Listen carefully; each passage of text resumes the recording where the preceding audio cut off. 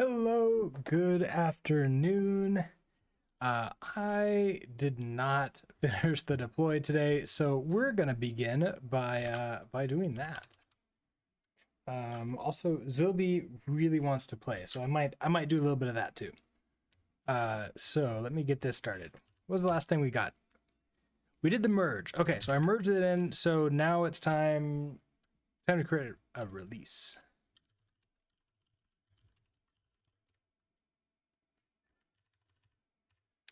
So let's see. This changes how I interact with it, so I guess it'll be a middle one.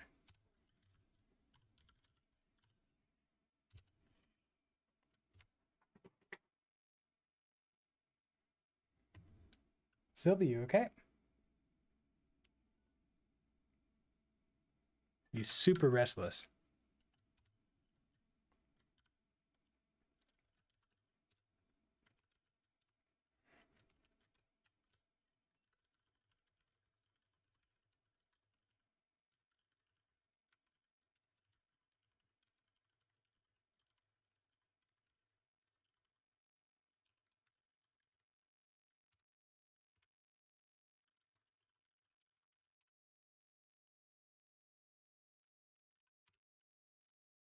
Okay, and we can go ahead and watch that going. And in the meantime, Zilby, you want to play a little bit, right?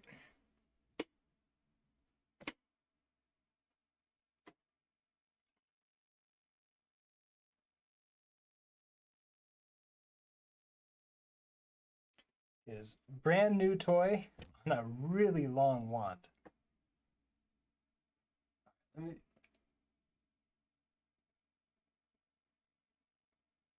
I know. You want to play.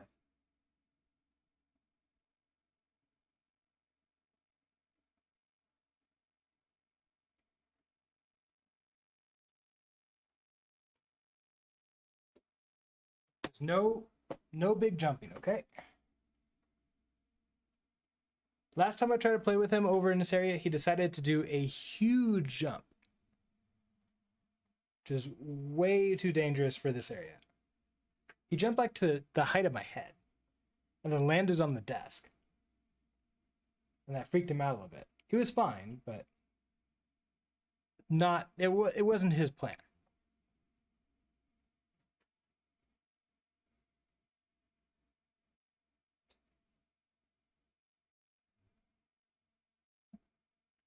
Uh Xanax, how are you doing today? Good afternoon.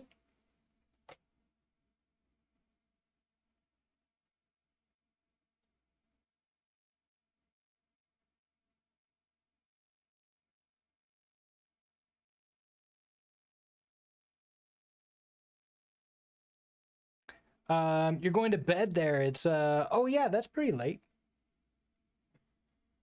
Well, glad to see you and say hi, but yeah. Have a good night. Hopefully you have a good sleep.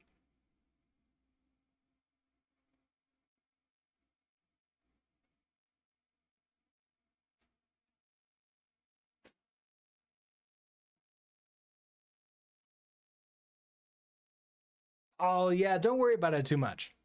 I'll be here tomorrow morning. Then we can. Uh, I'll be live again tomorrow.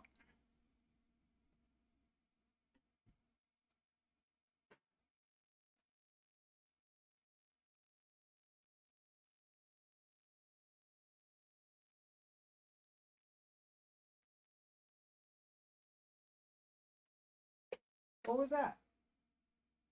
Are you done?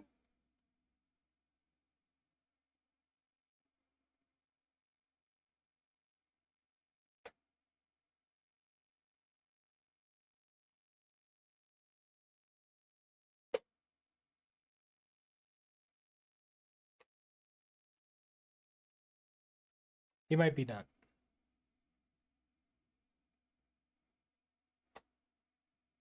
Although he's watching it from under the table, so it's hard to tell.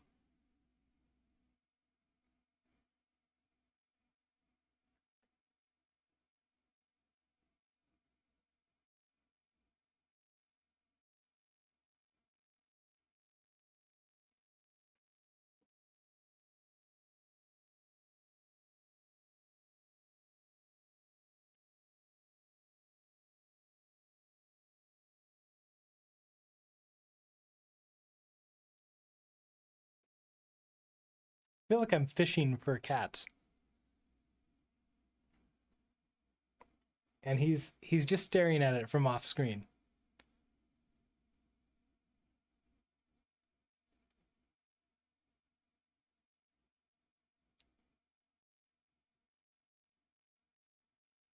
All right, I'll try hiding it. See if that attracts him.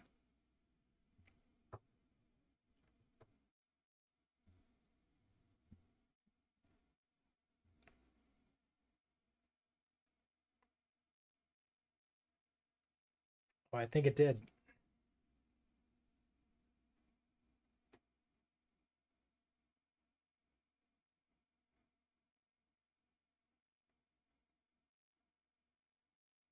He's still off screen, but he's closer.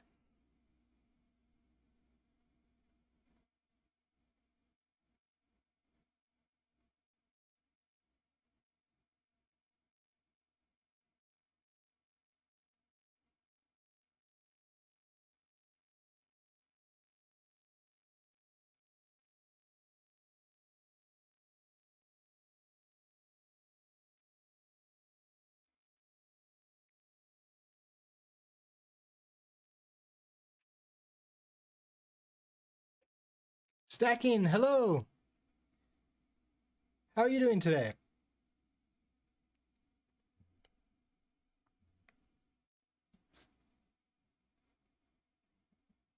And the better Owen, hello.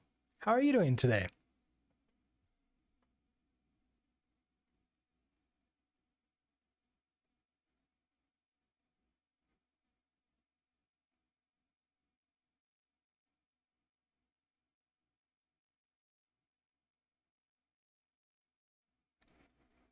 Doing well. I had a rare day of writing code. I hopefully that's a good thing. I didn't write any code for my day job today. It was all SOC 2 research. And I finally got that all done, and now it's SOC 2 task estimates for like, okay, well, how long, how much effort, how much work actually needs to be done to like become SOC 2 certified for a small startup? A lot of it is just policy creation. A lot of it is setting up systems, things like that. It's rough for a startup. There's like, I don't think I've ever seen like a really small startup that has SOC 2. It's honestly a great thing between the audit recently, budget meetings, general management stuff, initiative kickoffs. It's super nice to actually get to do some engineering, even if it's not a core thing. I totally understand. I'm there with you. Your day was taking one call from the boss, and the rest of the day was recovering. Well, that's good, right? We didn't tackle our ISO audits until we got to the 200 employees. Trying to do it when we were tiny would have been exhausting. Yeah, that's I can sort of see it. I'm trying to like sort of like just get a rough idea of like how much time it would take just me to do that, to like become, just to tip over the line where we can say like, okay, let's have an auditor come in and validate this. And that's a lot. Yeah, it's a lot. I'm I don't even know if they're gonna go with it. Might need to crib your notes in the future. I think we're doing SOC 2 for the US side of business in the future. Yeah, definitely. You can hit me up on Discord. I'll be glad to chat about it. You could do like a private sort of like meeting for anybody who wants to sort of like jump in and see what that is, because SOC 2 is like, it's a public thing. It's you know, any company that wants to get it in America, it's especially if you're larger, it's a super good idea to have it. It's basically just security, security controls, security like best practices. There's like only a few things that I disagree with or that I think should be worded differently, but for the rest of it, it's like it's things like every endpoint must be encrypted with TLS. All data must be, encrypted at rest, like things like that. And then, but then the big one is like, and it must be proven. You must have like, all these policies and procedures written up, like in actual documentation, and not just in a meeting that you had one time to say like, I'm going to do that. You have to actually follow up on it.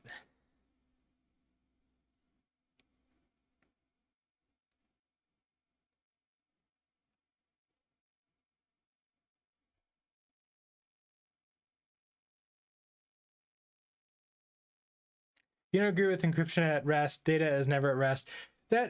So I can see the need sometimes to not do encryption at rest, to do more than that, right? To like just do encryption in the database, right? Because like, yeah, as you're saying, these days the database is never at rest. It's always on. It's 24/7. However, I believe that SOC 2 now states that customer data that is like anything like personally identifying or anything else like that must be encrypted at all times. I could be misreading that, but I think they've updated it to that. And then also at rest and also in transit. And all of those things are set up and controlled via infrastructure as code. That was surprising to me to see. That it's not just policies set up, it's also controlled with IAC.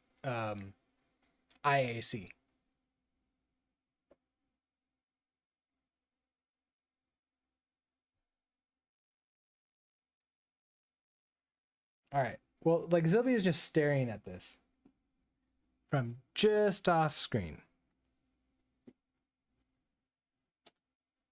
Okay, if I just put this on the ground, I wonder if he's going to try to steal it away. All right, let us smoke test.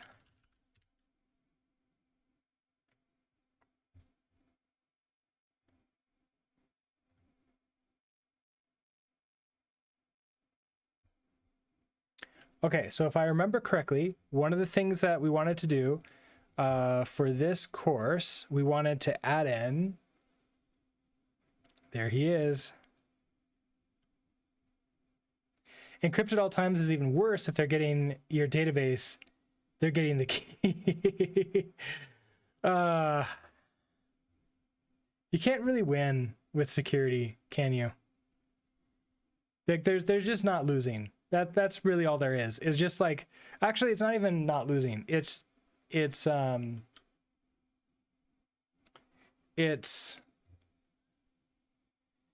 you just delay and minimize. It's not using yet or minimize the loss. I think that's really the name of the game. When I took a security course in college, actually post college. I took a security course after college, and one of the metaphors that is used is the Alice in Wonderland metaphor, which is also a wonderful metaphor for like viruses, like actual physical human viruses that attack our bodies. It works for security too. That basically Alice running away from the cards after the queen sent the cards to go get her. And then the path can like expands at the same rate that she's running, sort of like a conveyor belt. So that way, as long as she keeps her pace, the cards cannot catch up to her.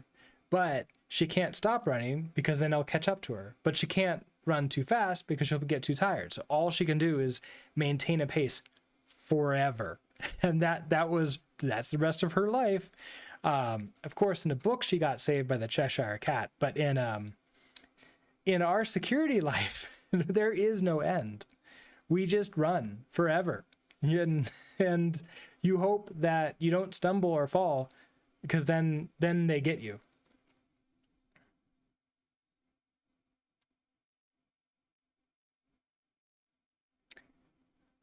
The only one I agree with is TLS. The rest is security theater.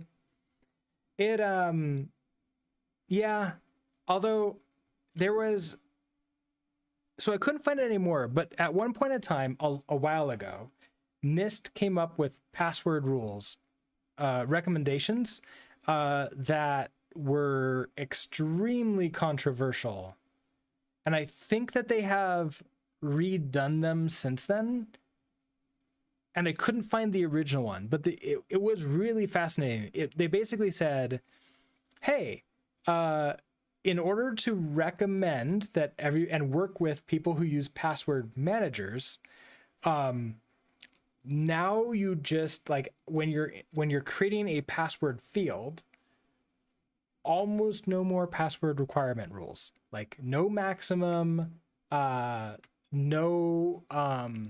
like you can have a minimum character count, no maximum. Don't try to do anything clever, like, you know, said like only like no words or anything else. It's just maximum, no maximum number of characters, unless it goes past what your hashing algorithm can handle. No minimum characters. Or no, eight or like 12 or 16 minimum characters, and that was it. Oh yeah, and then 90-day password change. Like just encourage unique password manager stuff. And a lot of people lost their minds over that one because they're like, no, you have to like ensure that the passwords are complex enough. And NIST was like, yeah, but that just encourages everybody to have one password and write it down on a little sticky that they put on the bottom of their computer. And then anybody can log in using their account. I was pleasantly surprised to see that SOC 2 basically says everyone in a company must use a password manager. That is nice to see. Okay, so I want to add in. We want to add in something about SNP VS Code. Do I have that in here? Yeah, SNP VS Code for REST development, and then we move that to there. Save you. Let's go check to see. Hey, look at that. Oh. Well.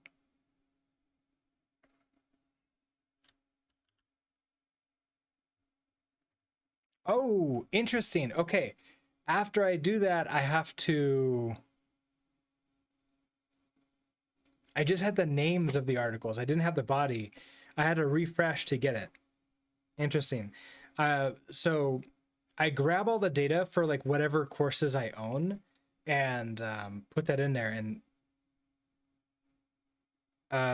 yeah, that's interesting. Okay. I didn't really. I think it's okay, and I think it's in preview, and I think preview is fine for this too. And the rest of this is okay. So I think we're good to go. Let's add this to the other one too.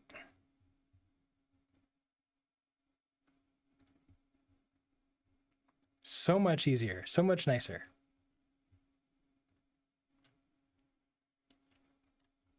It's nice to be able to like add a feature and then use it immediately and like have it actually be helpful.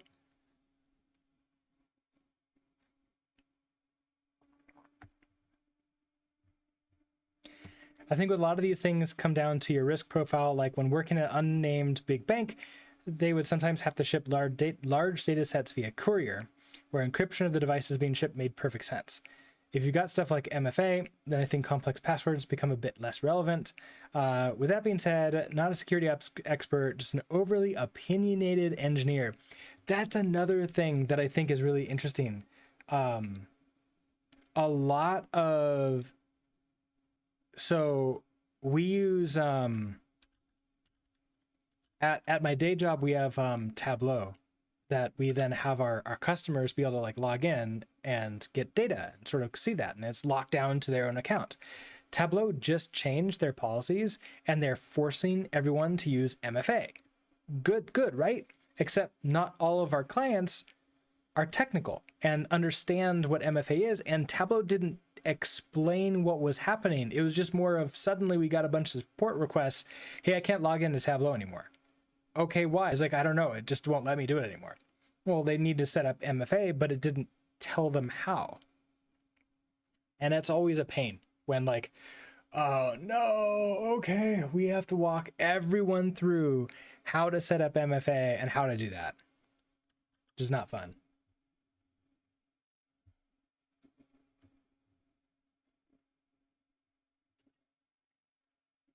Fine if you need to ship data, then yes, at rest works. Yeah.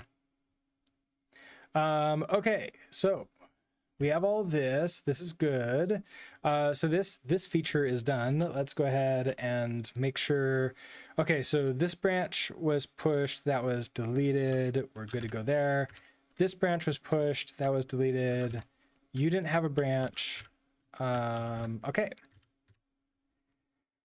Okay, so what other suggestions did I have for the course? There was one suggestion for like an alternative to the config. That could be interesting.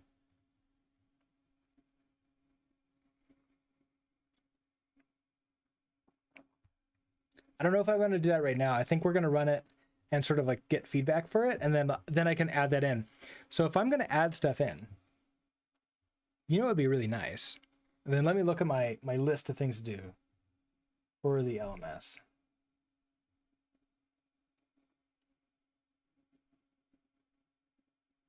Do we have a .env article? I didn't see one.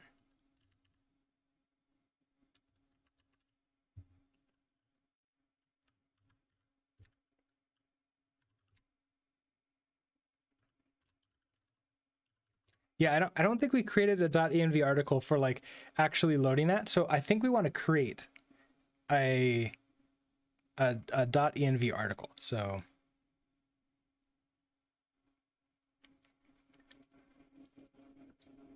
also make sure you have TLS between the databases. We know countries do target database backups for spying reasons. Yes. One of the arguments for using something like AWS or Google Cloud or Azure or DigitalOcean or something like that is they'll give that to you for pretty much free. Especially if you're doing all your stuff within the cloud, you get TLS between like inside of everything automatically without you having to worry about it.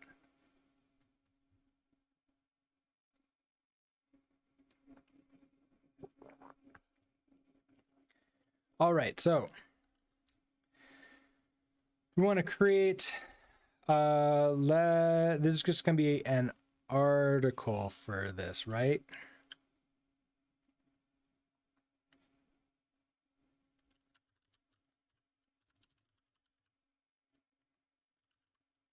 Let's copy that into writing.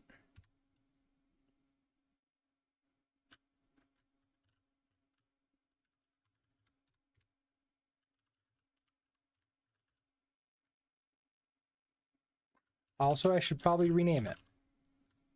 This is going to be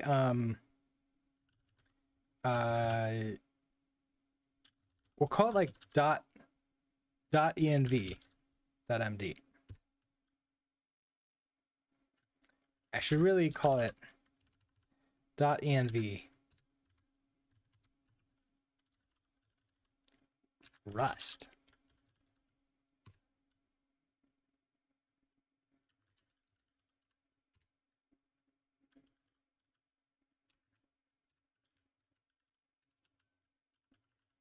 Okay, so we'll call this handling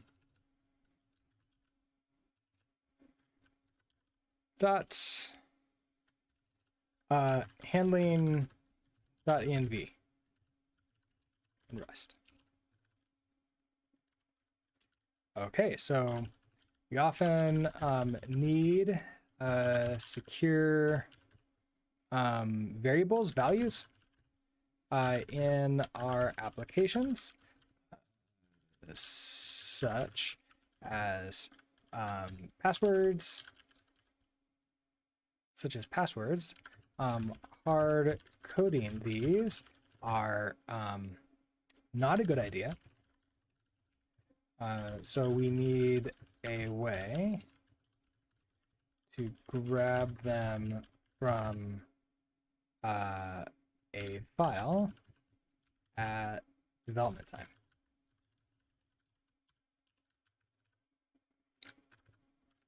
Okay, by the end of this lesson, you will be able to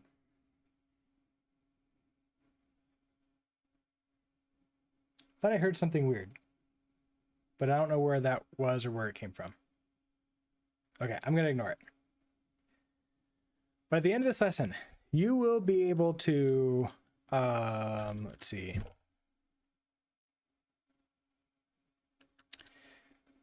describe, should this be why we want to use .env?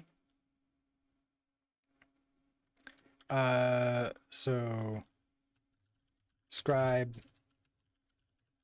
why we want to keep secure. Is it secure? Sensitive data out of our code. We also want to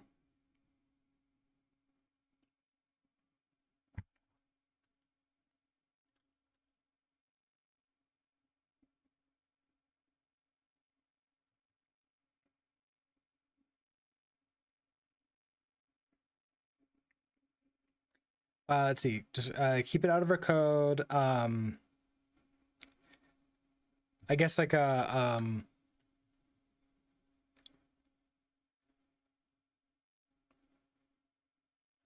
use .env to load environment. I guess like that would be the next thing, would be describe why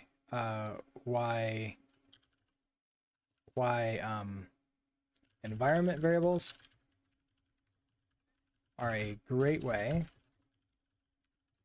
to store sensitive variables, sensitive data. Actually, it's not store, to make, to expose.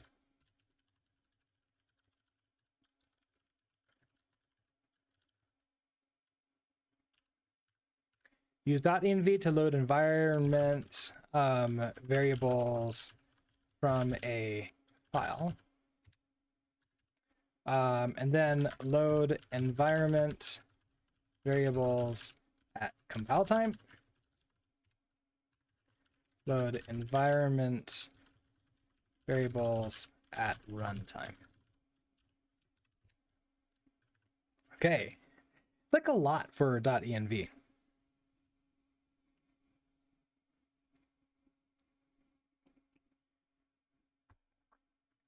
Okay. So, content. Why not hard code sensitive data?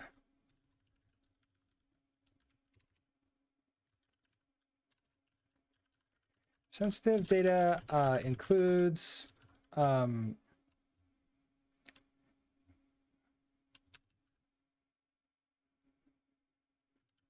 do I want to put this? We have okay, so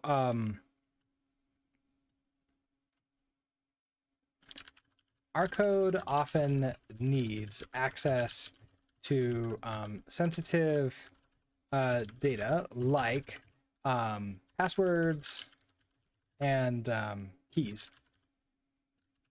in order to connect to databases, APIs, and other services. Without these, I mean, there's not really much that we can do, right? Without these, our code can't talk to other systems. And aren't really, won't really be able to do anything.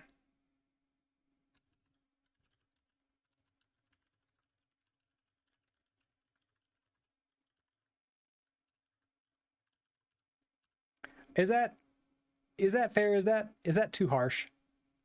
Without them, they won't be able to do anything worthwhile. I'm sure that there's somebody going to say like, I wrote this like big thing and it's super worthwhile and it doesn't have any keys.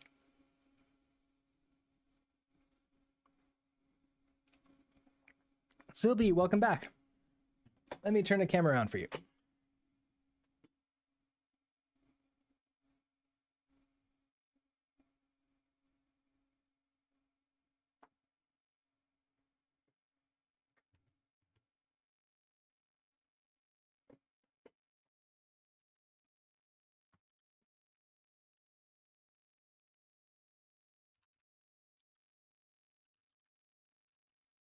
It's very easy to hard code the passwords and tokens.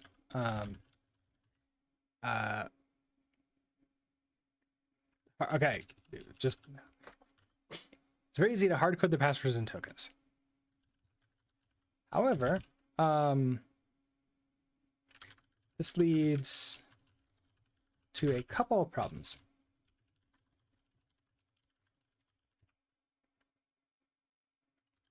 What if we have multiple databases?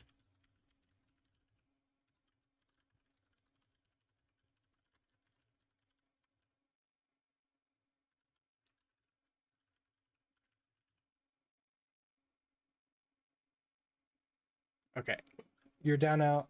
And you're not blocking the light anymore. Okay.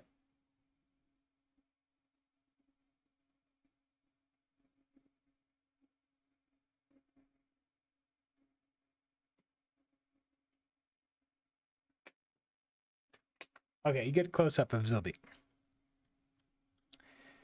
What if we have multiple databases for different environments, as in a database on the devs machine,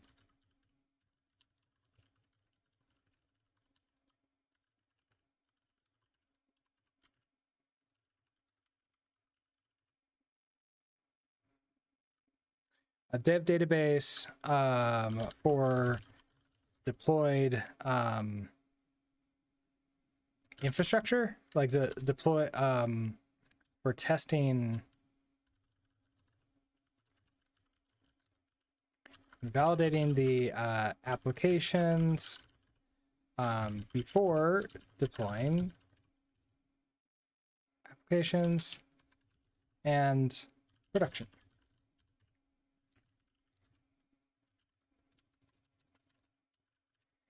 If we hard coded these values, we'd have to detect what branch we're on.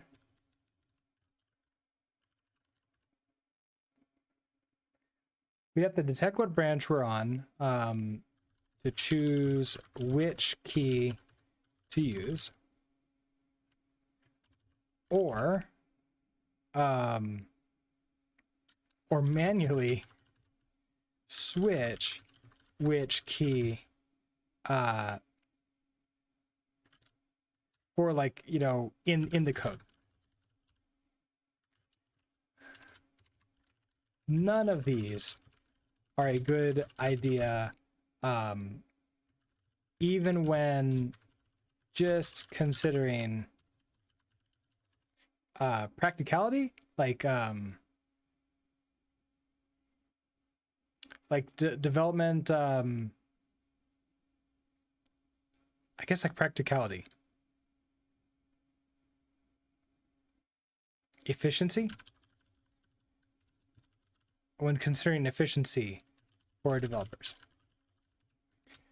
none of these are a good idea. How about that? None of these are a good idea. I guess like before considering like security. Although that's not completely true, because security includes availability, and what I'm about to say is a big part of security. So none of these are a good idea for a lot of reasons. For several reasons. How about that? What if a developer forgets to update the key? Steven, oh, you lost a bunch of money because your company got devalued. I'm sorry to hear that. Also, I guess that's how you're doing. Hello. Sorry to hear that. Hopefully things will go better soon.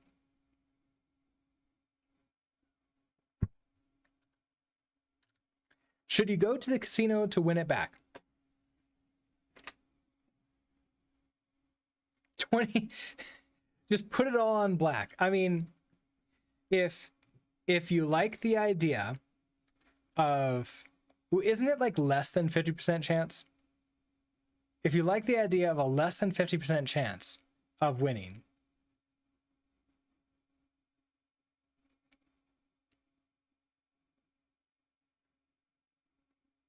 right? Because there's a green. There's I've not, never gamble when you're down. It's a deep hole you never want to get into. Spoken like a very, I don't actually know the right answer, like the finishing statement to that.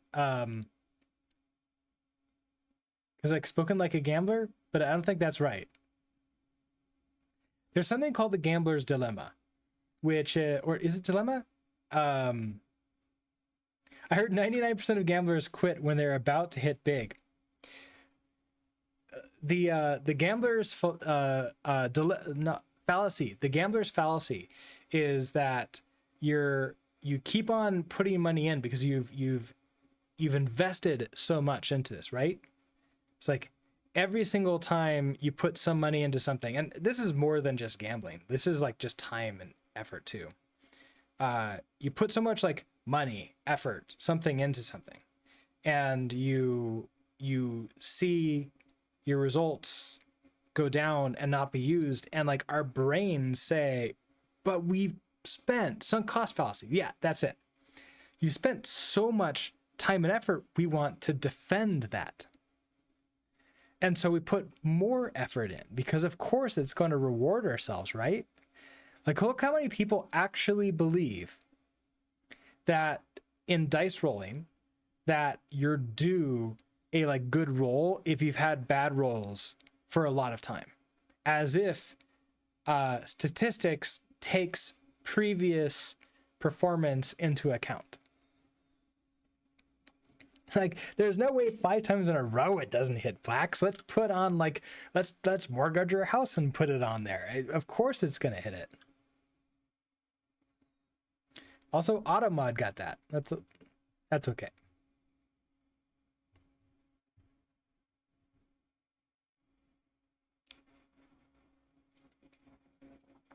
It does feel applicable to quite a few startups.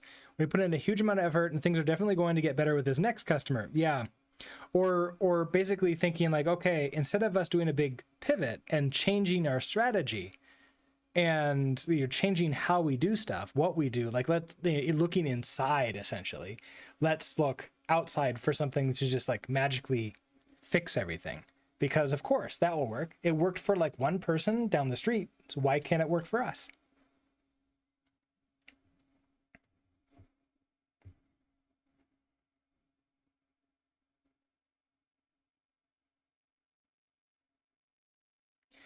So now you get paid less because the stocks are a decent amount of your comp. Something that I recommend for everybody is that any kind of like compensation beyond actual just money should be the cherry on top. But it should be extra, right?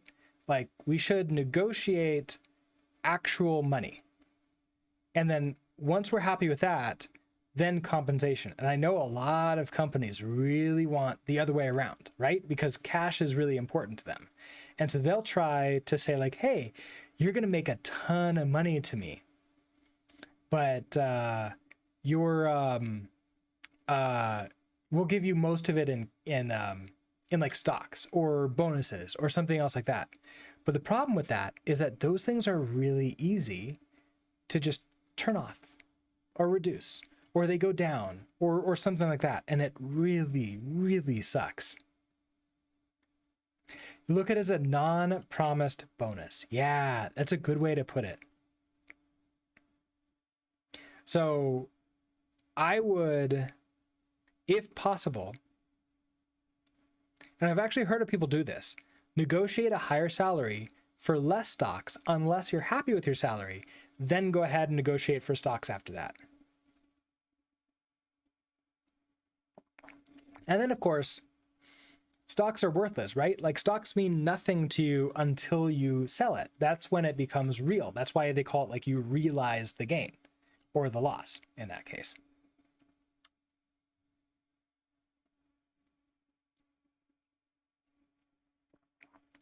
Okay, so you're still good. There's a oh, what is it? It's Dan Kahneman? Was it Kahneman book? There's a book called Fast Thinking, Slow Thinking. It's something along those lines. It talks about this. It's a famous economist who talked about just the ways the brain works.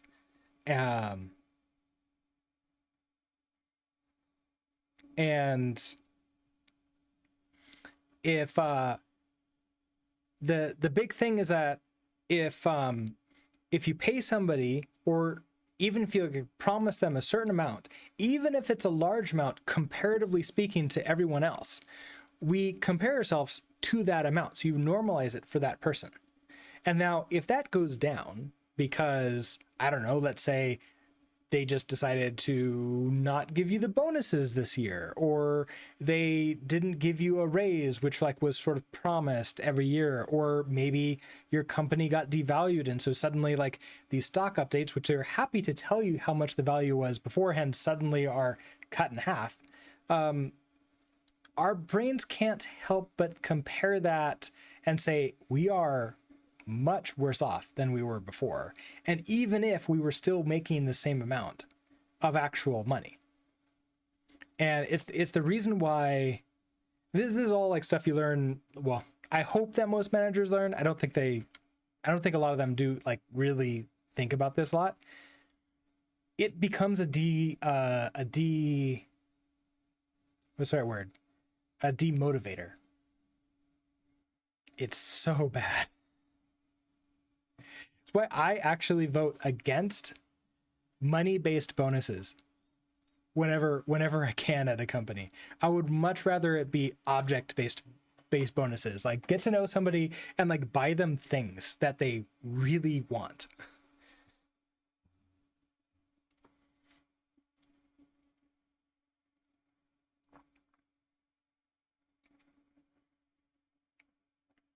There's an entire like huge amount, like there's a lot of thought about this. There's an entire chapter in it in the book Widgets, with one of the best subtitles in all of management books, which is managing people as if they're real people, which I love.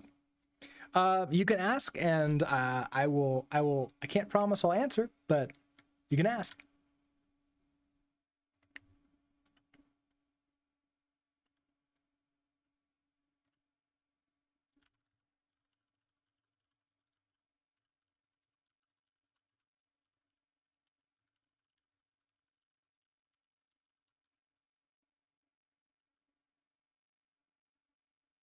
I feel like every agile implementation kind of sucks. Do you agree?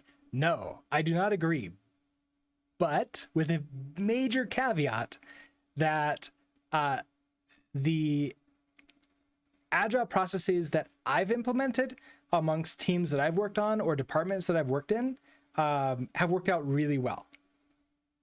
But I am not in the majority. So I would probably change that to a majority of agile implementations kind of suck. That's what I would go so far as to say a majority of agile implementations aren't agile, but really waterfall with agile naming. How do you measure success with agile? That is a really good question. The same way you measure success for everything else, which I would also argue most companies don't know how to do. Measure success by the effectiveness that you have with customers. It's like, can you measure how, like, can you measure behavior, like customer behavior changes? Like, do you know if a feature is going to change customer behavior in the intended way? No, ironically enough, profit and revenue is not a measure. Well, okay, it gets weird. It can be, it might be, but the problem is they're too far removed, because you generally don't get the profit or revenue immediately after you make a change to something. That's usually a lag measure. And what you really want is something more immediate. So for example, if you do a new feature that changes the how easy it is to sign up for your web service, let's say, then you might discover, oh, signups are up. That doesn't mean that you're going to get more money right away. You don't necessarily see that for like the next quarter or so. You need to know, like, right away, has things like actually improved or gone away. To do that, you need like A/B testing. You need lots of other stuff. There's a great book. Let me see if I can find it. And the book is called. It was introduced at DevOps at the Lisa conference years and years and years ago. Accelerate.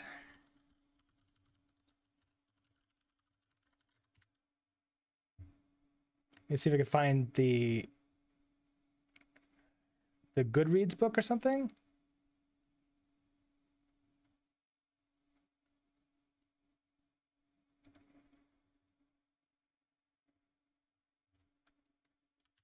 This is it. This book is probably one of the best books for how to measure success with Agile. And there are 4 metrics. Well, 3.5 metrics.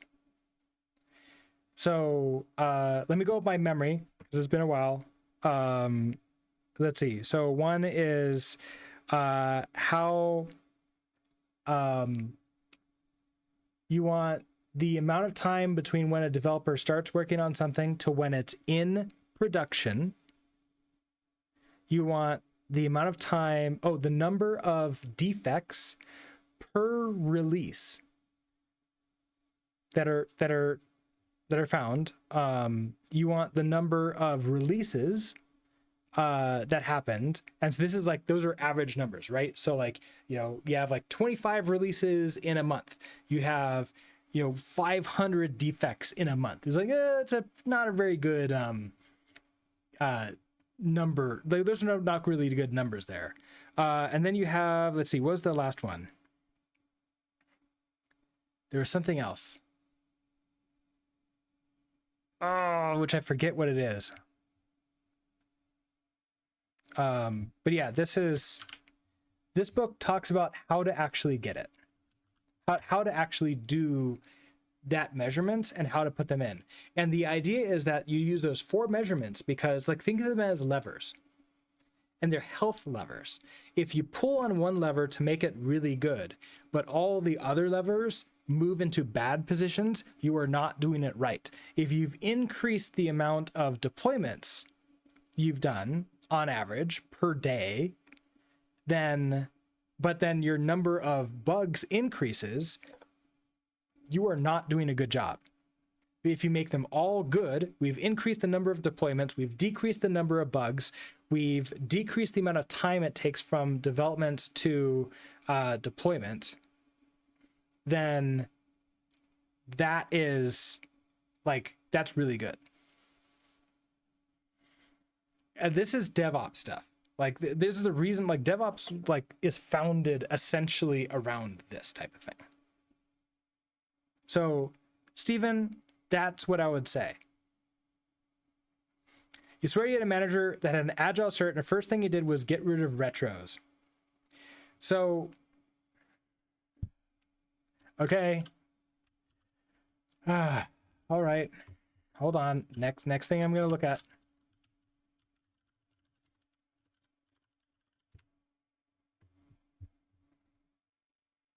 This is the best website in the world. And Dark Reader makes it absolutely horrible. The Agile Manifesto, as you can see, perfectly designed. It's wonderful to read. There is the 12 principles. Which one is it? It's here it is. For across all of these, most of these are pretty fluid, where they say, hey, you're allowed to do a lot of different stuff. You can change this all around and do everything else. This last one, however, is no, there's no changing. This is what you do. At regular intervals, the team reflects on how to become more effective, then tunes and adjusts its behavior accordingly. You know, retros. If you don't do retros, you cannot be agile. It is impossible. Now, this just says at regular intervals. If you want to be as agile as possible, then you follow the TPS system, which is the Toyota Production System. I know, very, very odd that like a physical car manufacturing company has like some of the most agile policies, but a lot of agile was actually pulled from TPS. They have something called an andon cord system. I'm super passionate about this, which is why every time it comes up, I always take a little bit of time to talk about this. It's like I'm super passionate about it. And this is core to like my team building that I do whenever I build up a team and like make it high performing. Basically, the andon cord system is like the gold standard for how to make a team feel have like a culture of error where it's like psychologically safe to like have an error, come up with a response, fix things, and then become better over time. So here's what they do. Now, I've never worked at Toyota, so if somebody has worked at Toyota, tell me if I'm wrong. But like the way I've implemented it at companies is if there's a problem,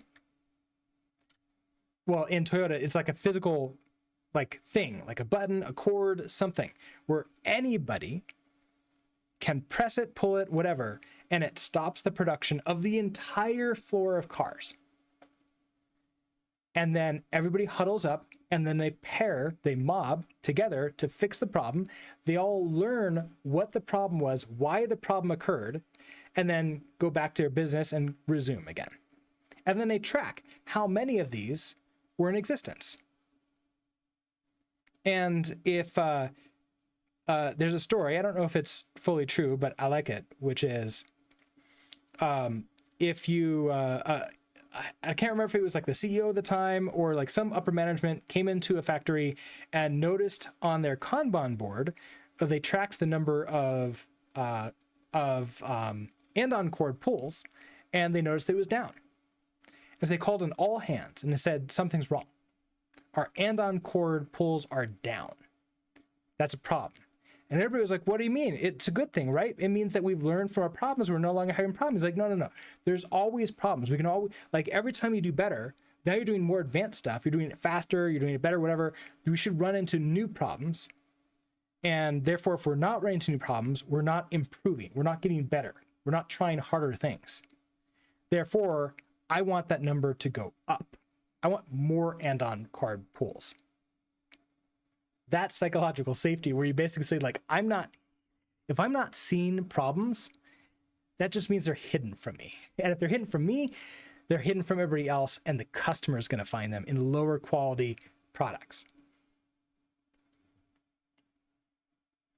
So that's how a good manager handles things, right? Is like encourage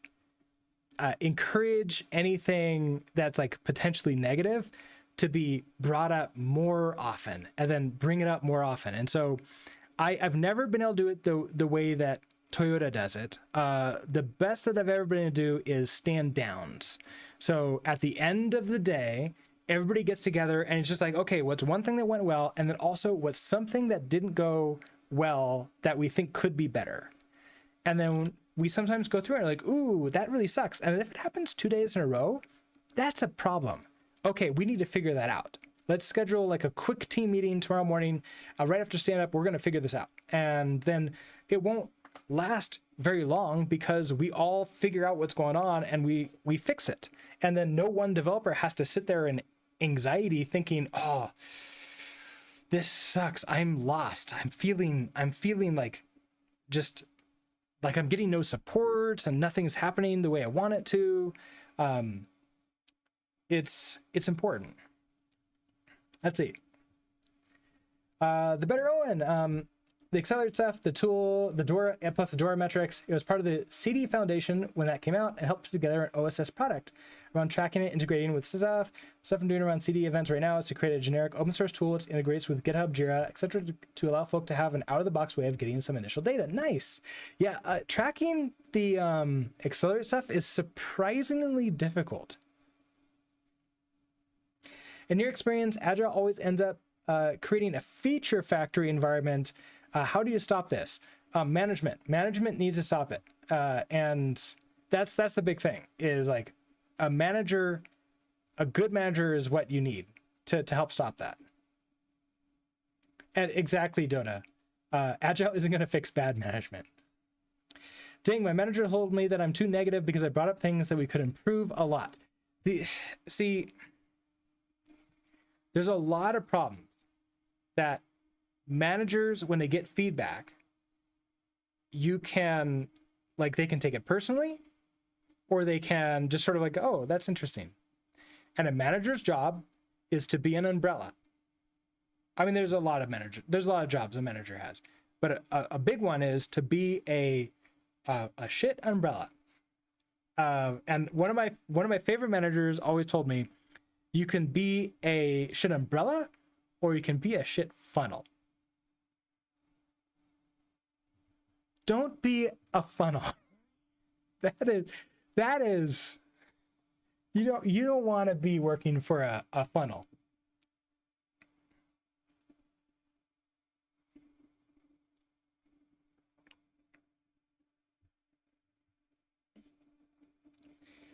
Where I am now, I'll mention something in passing or a couple times, then we'll start taking action on it. It's a little shocking. It is amazing. If you ever work on a team that follows good leadership, that has good leadership, it's amazing, because it's amazing, and then it's horrifying. My most recent metaphor for this is a little bit weird. I'm still working on it. I'm workshopping it. My most recent metaphor is it's sort of like coming into contact with an eldritch being. You see Cthulhu, and from what I understand of like the eldritch mythology, when you see Cthulhu, seeing Cthulhu doesn't make you go insane. What makes you go insane is having your brain expanded to like what can be, and you now see all of the opportunity, everything around you. You see what could be, and then it's over, and you come back to your normal life, and then you realize how horrible it is not to have that. And then all you want is to get it back again. And that drives you insane not being able to have it. Working for an amazing leadership team, amazing company, and then transitioning out to a not amazing team will drive someone insane. And so I would argue that, like, that's why I got into management and leadership. I worked for an amazing company, an amazing team, and it's like, well, I guess if most companies are terrible, I guess I'm going to have to be the change. And so I started learning a lot about why was that team that I worked on so amazing? What made it good? And so then I started learning all that stuff myself. And it's like, oh, wow, okay. Well, I'm going to do this. Until you get enough dev experience, it's hard to get into good environments. That's very true. Absolutely true. You either have to get extremely lucky and you have to win the dev lottery to find a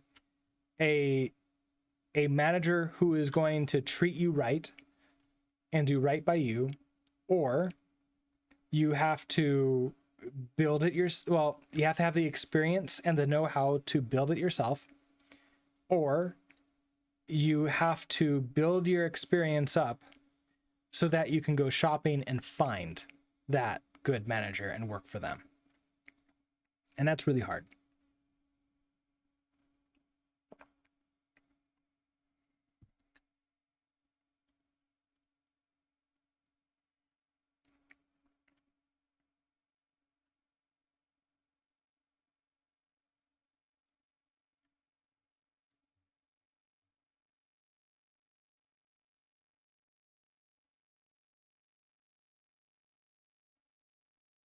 Yeah, it's I have never seen anybody do work on their free time and like seen it paid off for them. It either, like what happened to you, it either like comes back and is like, what did you do? That's bad. And then they get upset at you, or it just is you're rewarded with more work that causes you to have to work more free time. Like that's like one of the two options that you get. There's no benefit to it. And so I always recommend, especially to my own devs, like I'll get upset at devs if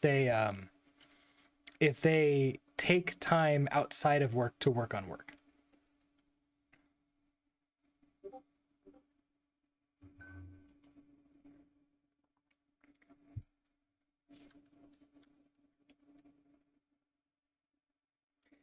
For your performance review, you were told you need to get more points done each sprint. Oh man. That is the sign of a command and control management.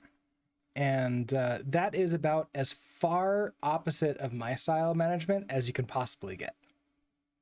I'm very much in the servant leadership style of management. Like, I'll have hard conversations. I'll tell people they need to get stuff done. And if things, like, you know, don't improve and they're bad, things like, you know, I have, and, you know, will probably again in the future have to fire people. But also at the same time, I will never assume that, like, you know, the first time that something happens, that it's like, hey, there's a problem with you. It might be more of something is wrong. Let's talk about it. Let's talk to each other as like fellow humans. Let's give each other some kind of like, I don't know, like assumption of quality. Like, we hired you as an expert. Let's treat you as such. Yeah, the beatings will continue until the morale improves. Yeah, like that never works. That doesn't work. There's basically, if you're in, there's only two choices when you're in like an organization like that. One is to work to improve it from the inside. That takes a lot of energy and some human social know-how. Like, you need to know how to I hesitate to say manipulate. So it's more of to have conversations to influence various people, including your manager, and to change things. And then the second option is just quit and go find another one and roll the dice and see if you find a better manager and a better work environment. It's one of the, you generally have one of those two options. And if you can't afford the first one, then the second one's the only one you got. Like that's the only power that we have. I'm a manager, so it's like it's weird for me to say we in there. When I'm an IC, that's the only I can say we, right? It's the only power that any IC has.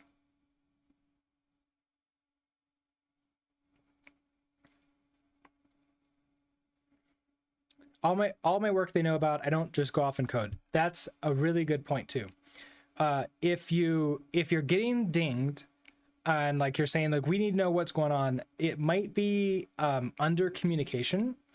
Always over communicate, as in like I told somebody this recently. If you're being asked by a manager like status of stuff or like what are you working on or something else like that, try to reframe in your mind like, oh, they're not like blaming you or something like that. It's usually fear that it's coming from, like that there's a fear that they have as a manager. So you can stop that before it even happens by giving them so much data that they can pull the answers from that before they even get to you. So during stand-ups or any other meetings, you can just like preemptively give them the information before they ask for it, and you will never be asked for anything ever. And they'll love you too. It's great. I learned that lesson way too late in my career.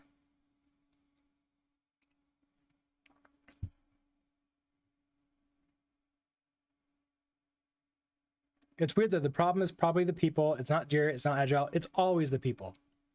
Like Jira, Agile, they're tools. It's always people.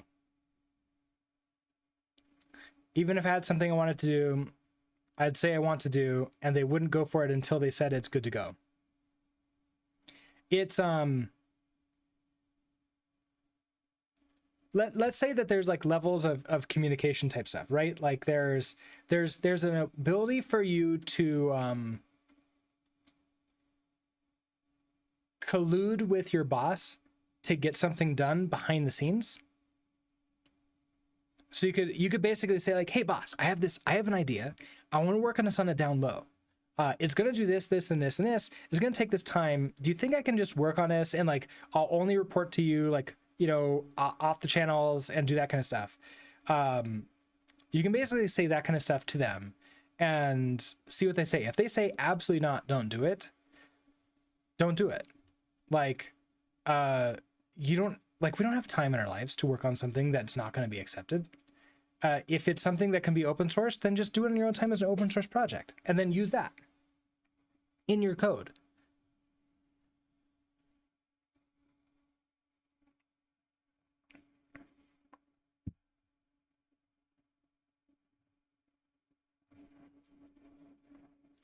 I have noticed sometimes, and that this is like a slight deviation from like that open transparency that I have. Like when I go into a company and I want to like make changes to it, you create a bubble, and then inside of that bubble is amazingness, and then there's some interface that goes outside the bubble, and that one person that's the interface knows both sides.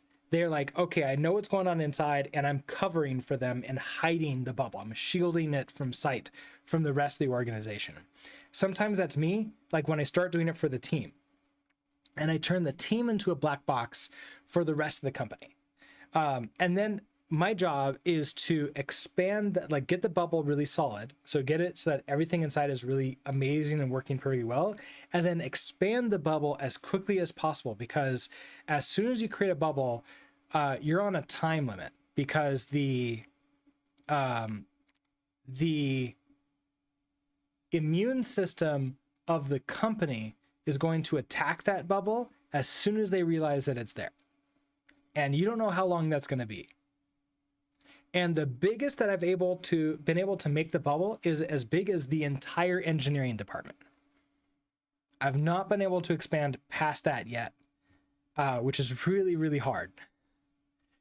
But having the entire engineering all aligned using like true agile stuff is really amazing.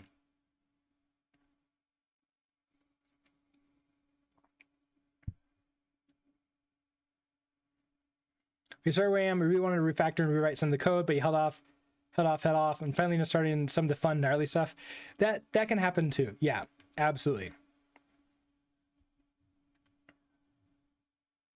A lot of times it comes down to we need to do that, but we need to survive, like as a company. And all the developers need to understand, like, look, we want to do this. We all like no developer wants to have a bunch of technical debt or like low quality code or anything else. It's more of, hey, we had to make some decisions because the company would have died if we didn't do that. Usually that's why we have bad stuff in there.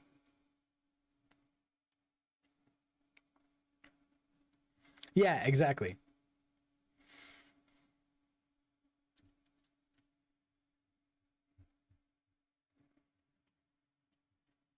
And you have to understand why it's bad. Yeah, that's true. We have to get a history lesson. Why did we get to the place that we're at? Because only when we understand the why can we understand the path moving forward. But a good manager will help everybody through it, right? It's like if somebody came forward, so like one thing that I'm adamant about as a manager in my teams is for the team, everything gets tracked, right? Like we track all the stuff that we're working on together on the board. Now, I don't necessarily show everything we're working on outside of the team, but I want to see everything that we're working on and nothing is hidden. So if somebody goes and works on somebody else, I want to see that it's working on. So I want to know what everybody's working on at all times so I can protect everybody else's time. Because I can't protect anybody if I don't know what's going on. Because I need to be a shield. And sometimes I need to be a sword. But never against my own team.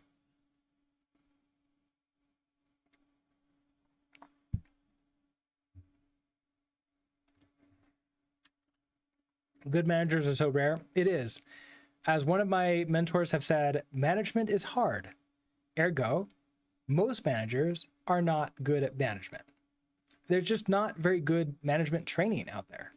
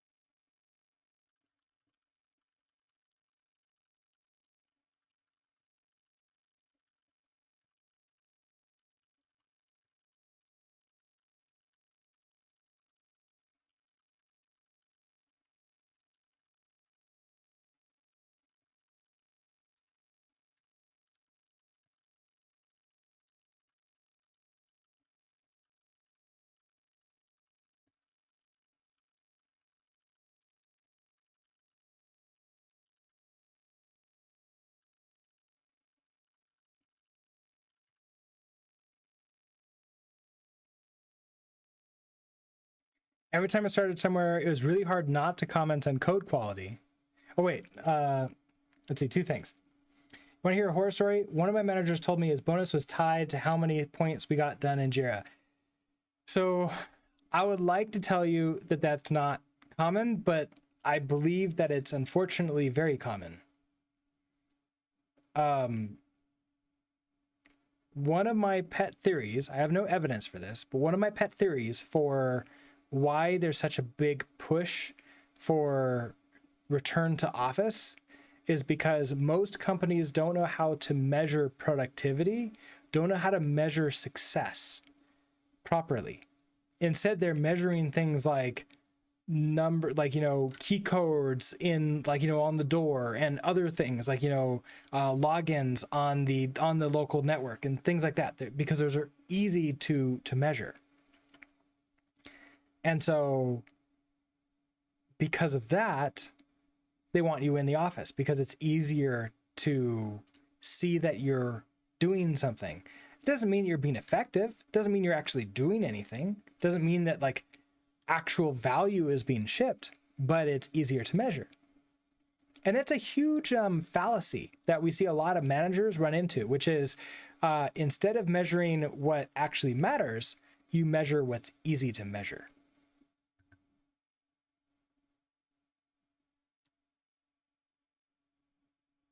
You want to know a fun thing that I've noticed, and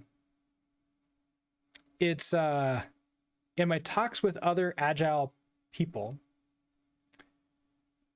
the people who actually do agile are stopping to recommend pointing, even though points are extremely valuable for a lot of different things. But a lot of them are stopping to recommend it because it's too easy for managers to weaponize pointings and velocity. And once it becomes weaponized, just one time, it's over. And it loses all value, and it becomes less than effective. It becomes absolutely a toxic workplace, instantaneously. You want to be effective, not productive. Absolutely, yes. I can just sit here and bang out a whole bunch of pull requests and other stuff, and it will look like I'm super, super busy, but will that cause customers to have better lives? Here's a question. Do you all Dota, I'm guessing that maybe you do. Do you all have the ability to determine whether or not your customers are getting their lives, or however whatever your product does is affecting them in a positive way or a negative way? And can you quantify that into numbers? Can you actually see if things for your customers are getting better or not better? You don't have customers on the stuff you're working on?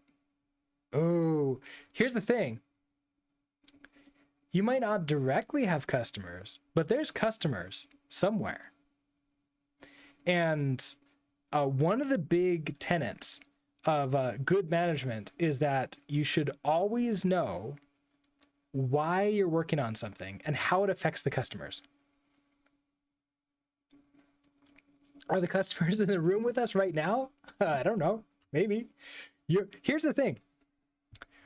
My customers are in the room with me right now. You're in chat.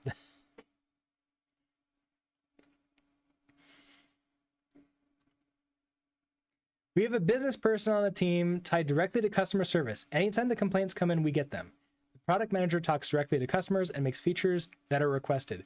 See, that's amazing because you can ship something and get immediate feedback. Did this work or did it not work? Or at least, did it not work?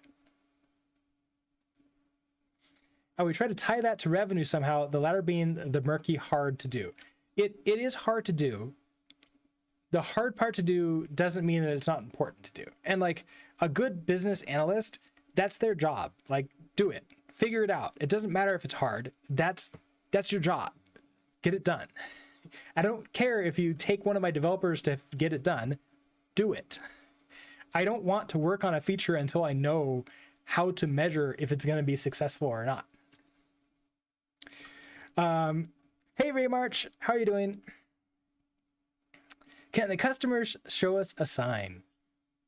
A/B testing. See, all those things are possible. Those are all strategies. A great book to sort of see a company that sort of gets it and their path to getting it would be The Lean Startup, which is unfortunately the source of the MVP, which, like, the idea of MVP is great. A lot of senior management took a look at MVP and got the wrong idea from it, but the idea is there.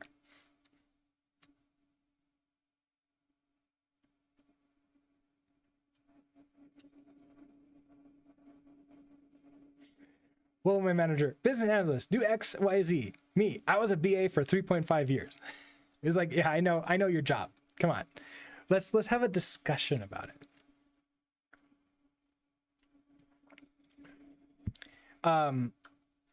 If I'm ever able to, like, build Brooksbills to the point where I can actually hire people, it's really going to be like small teams, right? Like, it's going to be everybody working together essentially. And there's no like silos, because that's where things don't work out. I can't afford anybody. I can't afford, like, this not making enough money for me to hire. Maybe someday, but I'm assuming that there's going to be a lot of tweaking, a lot of like little pivots and other stuff, but it's going to be tough. But it might take a long time, so I can't. It won't be a near-term thing. Step 2, wait a long time. Right place, right time, you can get hired. That's always true. Networking is a big thing. What I've started to do is, if I've done it twice now. Like, when a recruiter reached out to me, I reach out to my network and I said, hey, this person wants like these developers. If you have anybody, I'll go reach out to them. I've not got any feedback whether or not those worked, so I have no idea. Every time you go to networking events, they talk about crypto or NFTs.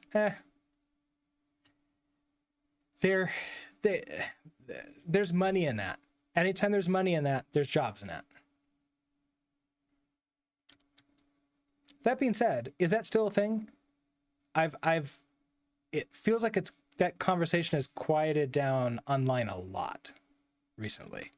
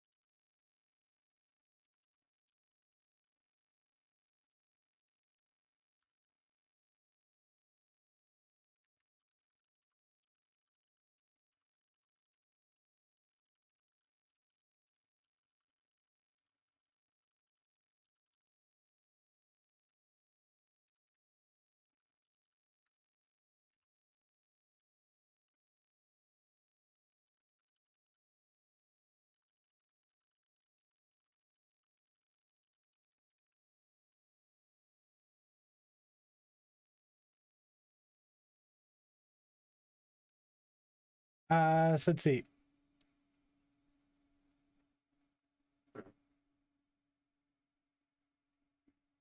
Oh, AI is the new crypto? Probably. But these days, a lot of companies' AI is really just normal development, hitting one of the big AI APIs and then doing something with the data. So it's really just like not more than any like special stuff. I mean, of course, there's going to be a lot of data engineering jobs, and a lot of data science jobs, but you don't really need to worry about that too much. You met me at an event, you think you were awkward. Like being in those social events is a skill. Just like I've been plenty awkward in the past at those events. Do it more often, and then eventually you just get used to it, and then you it's one of these ironic things. The more we're like just sort of hyper focusing on not being awkward sometimes makes us more awkward.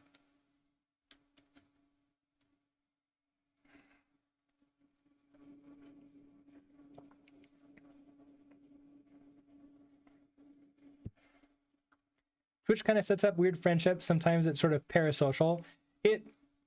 It's also weird because it's this one-way communication. You see me, you can hear me. I can only see chat in like a 4-second delay. So it's a very weird sort of like I would almost hesitate to call it like it's not a normal conversation. It's but it's also not like a lecture or something like that either. It's somewhere in a like a new conversational type thing that we need a different word for. I say if you go to the conferences, work on the hallway track side as well. Some of the best connections you've had at conferences have been skipping a talk due to a chat with somebody. Yes. So I don't remember where. There was a conference I went to, and it talked about. It was one of my favorite things that I helped implement at Develop Denver when it was still the conference was still in existence. But it's called the Pac-Man. The Pac-Man strategy. I don't know what the last word should be, but I didn't invent this. I just sort of like appropriated it and sort of applied it to like everywhere else that I can. If you're in a conference like talk, even if you're not talking, try to like stand at an angle so that there's like a gap, a person-sized gap between at least one person and another person. That's an invitation for other people to join the group. And then that always makes it easier for like new conversations to happen, people to come in. So, and then yourself, if there is a gap, that is a invitation for you to join. Like actually think of it as it's an invitation.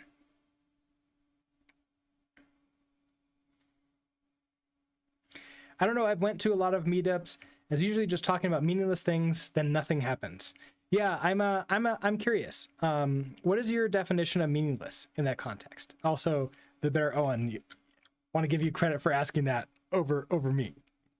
I should like get chat back into onto the stream, which I've turned. I lost the login for the previous chat I'm working at. I've got to add that. So meaningless chat is about dev things, people's work environment. I don't think that's meaningless. Are you thinking because it's like small talk? Because a lot of it's going to be small talk.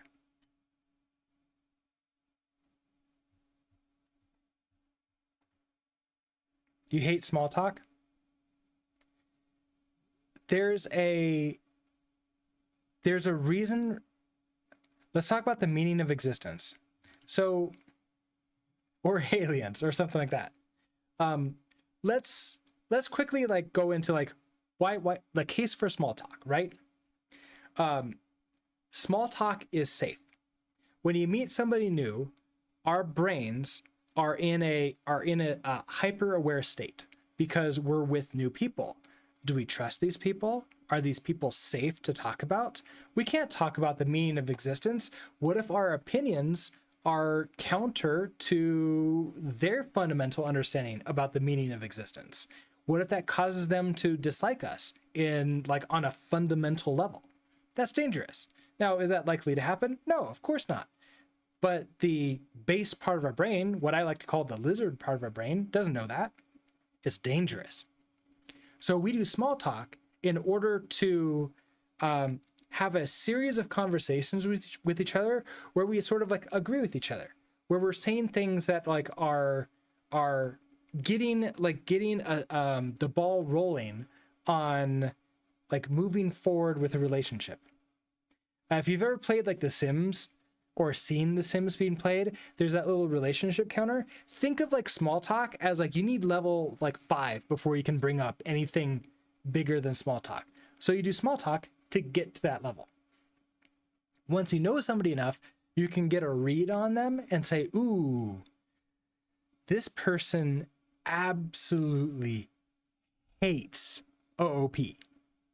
Like they will go on a rant about it for the next half an hour and they hate everybody. And I've been doing nothing but Java programming for the last, year. I'm glad I didn't bring that up until I figured that out from them. You can learn that kind of stuff from small talk. And then you can move on to the next conversation. So think of it like a very slow, sort of like scraping around the edge to get to know somebody on a very surface level, because you need to do that before you start diving into the more deep stuff. And it's an investment. You're not going to get deep in one meetup, in one series of conversations. It's a time investment. You're going to see them at multiple meetups every month and then eventually get to that point. Kairu Land, hello. How are you doing today? Setting up a dev environment equals small talk. In certain environments, it might. Like if it's a meetup where you're talking about that, then yeah, it actually probably would be.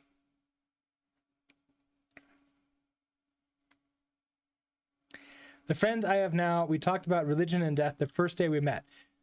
But how rare is that? You're not going to be able to get that on every person you meet. My local meetup has been the lowest return as far as networking, which sucks, honestly. My goal with that was to make one IRL friend, which is not even close. Oh, that really sucks. I'm sorry about that. It does seem to be easier to get that online these days. And like Denver's meetup almost died. The scene. It's growing back slowly, but it's not great. But I'm making an effort to go to more meetups these days. Okay.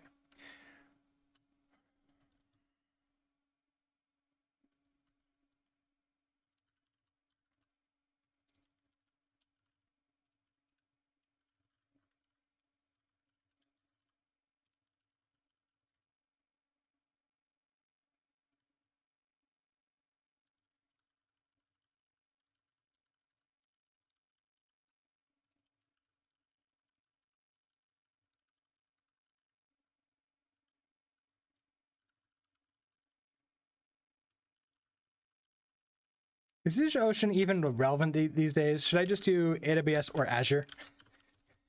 Feels like those are the two big ones. And at the last meetup that I was at, I overheard that Google may, or like it's a complete rumor, so I have no founding, but the read on it from several DevOps engineers was that Google is not putting as much money into Google Cloud as they used to, which I suppose makes sense if they're also like after they did all the layoffs too. But Azure and AWS continue to grow like crazy, so maybe I'll just use these two. When you deploy a service like AWS or Azure, we can set environment variables. Using their secure services. These inject the values into the VPSs.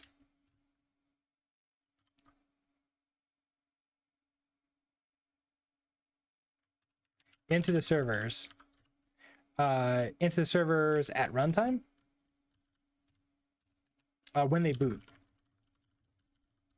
so that our code can read them,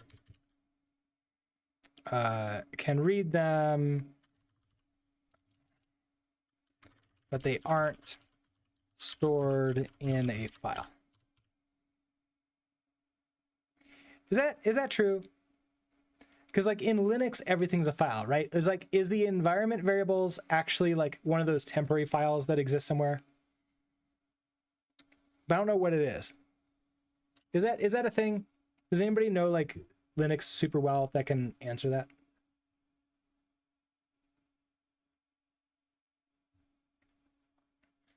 I usually don't want to go to the meetup, then go anyways, and I have anywhere from a terrible time to good. The good ones are good. Should we invest in Google? Is down 10%. I don't know. I'm not going to give any stock advice. You know what? If you want to pretend that it's me, just like get an 8-ball and like roll that. It's probably about the same advice level that I can give. Google share price just went down a bunch. Made me wonder what their PE ratio is. Who knows? I have a pair of drink cups, like for making. What's one of the mixed drinks that requires a copper, like copper cups? I have one of those from Google. So do we invest in Google? I'm not. I don't know. I can't answer that.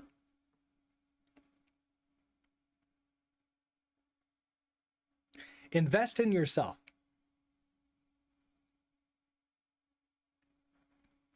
Invest in yourself is the only real good investment advice that I can get. You actually work in an alphabet company? Oh, nice. I have never worked at an alphabet company, but I'm also not sure I want to.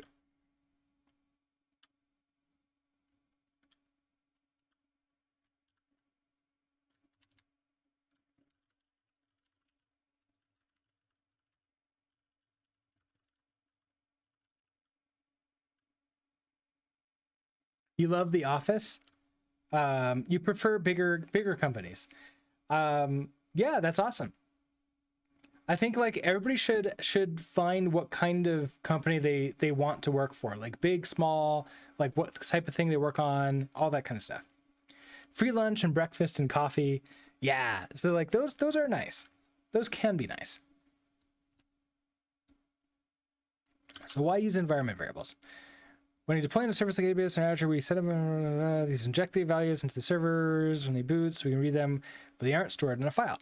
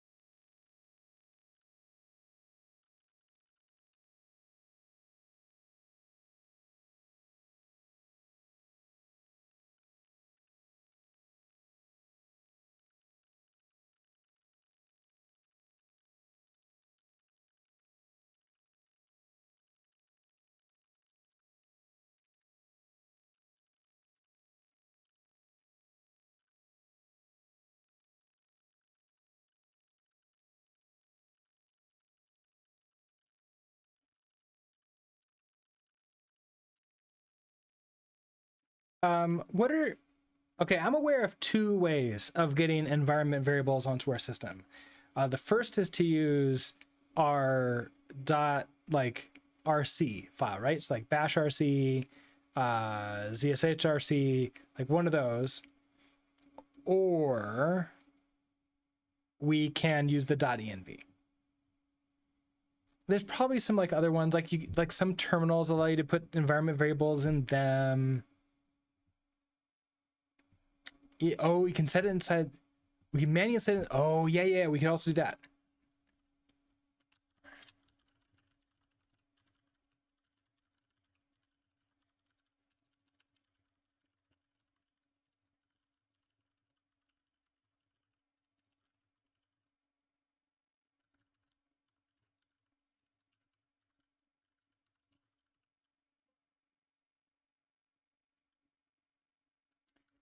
So, okay, we have a few options for setting environment variables in our environment.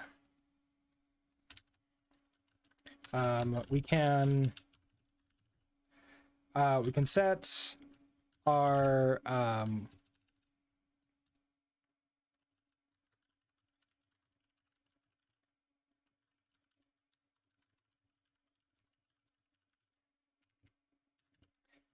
set an environment variable in our like bash zsh shell rc file, manually export, like manually create the environment variable, add the variables to our terminal emulator, add the environment variables to our to a multiplexer, to a window manager like Tmux. Startup Builder, hello, it's been a while. Is it cold there where I live? It's been one of those like cold in the morning and warm in the afternoon. And I just got a notification that there's this apparently like big giant cold front coming from Canada down that's going to stretch from the northern US all the way down to Texas. Like next week for a week. So it's about to get very cold. But yeah, it's been pretty cold. But not as cold as it's about to be. If that helps. And where I am, it doesn't get as cold as some other places in the country, and it doesn't get as hot as some places in the country. So like, but I don't like that, none of that's really useful, right? Like I think the coldest it's ever been here is -4 degrees Fahrenheit. But I know there's some places that get to like negative like 20 or 30 or more than that.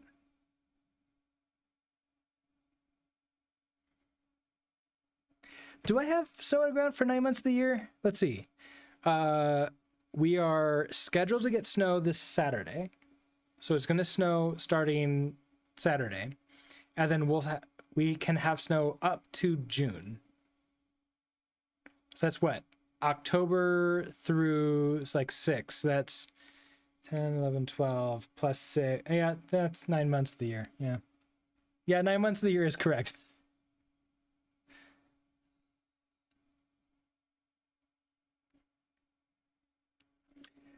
Your wife used to live in Canada, New York border. When you first wrapped around your head, the snow was on the ground in April. Coming from California, that shocked me too. But like for me, it was like, oh yeah, every 10 years it snows a little bit and it doesn't stick. That was like, oh wow, okay, this is a thing now. I got to learn how to drive in the snow.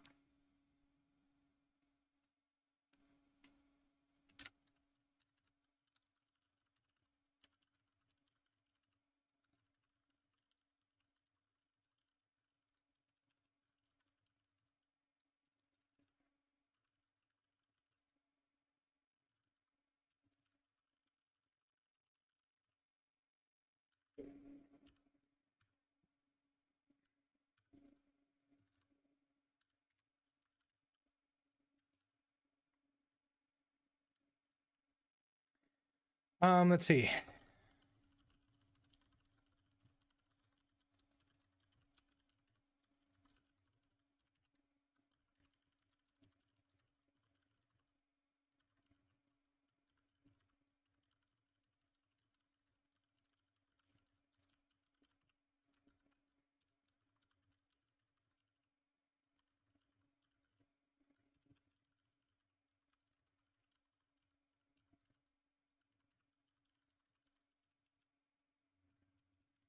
This way the other files can be opened, can be shared.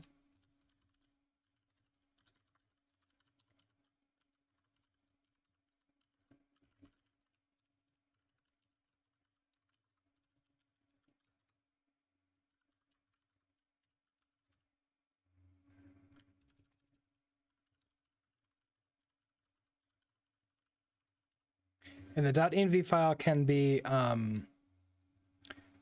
added to a global git ignore.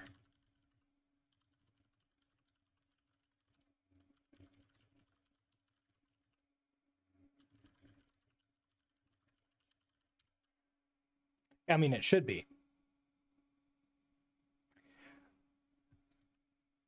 Her parents' backyard was actually the border, so even to go visit needed permission from both governments. That was fun. Really? Oh, that's interesting. That does sound like fun. And by fun, it's government, so you know what I mean.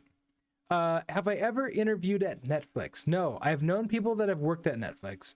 The biggest company that I've ever interviewed at was LinkedIn. And I interviewed at them when I was still a systems administrator. And that was actually one of the interviews that I realized that I needed to learn, I needed to learn web dev skills. Why is Netflix the hardest place to get an interview at? I mean, I don't know about that. Their culture is slightly different from what I can tell from some of the other from some of the other, companies. They give a lot of agency to their developers. They expect a huge amount from their developers too. So that could be it. Also, they're not doing great business-wise right now. I don't know if they're really growing that much. So just the number of jobs might be that not huge. And just having that could be enough to it's going to make it harder to get a job, right? Even harder to get an interview because there's just going to be so many more people applying per job.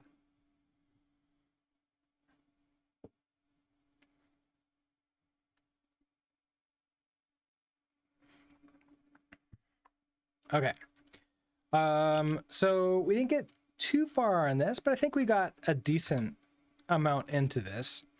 Okay, so all these methods are viable. We recommend using a .env file to load sensitive data. This way the other files can be shared with colleagues or even on GitHub, and the .env file can be added to a global get ignore file so it can't accidentally be pushed into the repo. Yeah, this market is awful. It is rough right now. It's weird, is what I would say. Haven't been listening to this, kind of wanted to do a podcast with me. I'd be happy to do one. I'm actually trying to get a leadership podcast set up with my boss. So I think that would be a lot of fun with him. I need to send him some stuff about that too. I'll have to do that later today. But yeah, I've been on some podcasts. I've never run one myself though. It sounded like maybe if I did one, I'd probably just make it part of the stream because that's just easier. All right. So let's see. I think what we'll do, because it's about time for the end of the stream today, we'll continue on this in the morning. Was I on the Sprint podcast? I was on the Sprint podcast. So in Denver, there was a podcast run by a group of designers, and they had a developer on the podcast too, and so they invited me on, and I on once, or I might have been on twice. I was at the very least on once, and I might have been twice. And I talked about developing as with dyslexia. Like, that was the focus of it. But yeah, that was a lot of fun. They're a really cool group of people, and I still chat with the people who are in there, specifically Michael. But yeah, if you go and you look at it, there's a lot of good episodes from that podcast.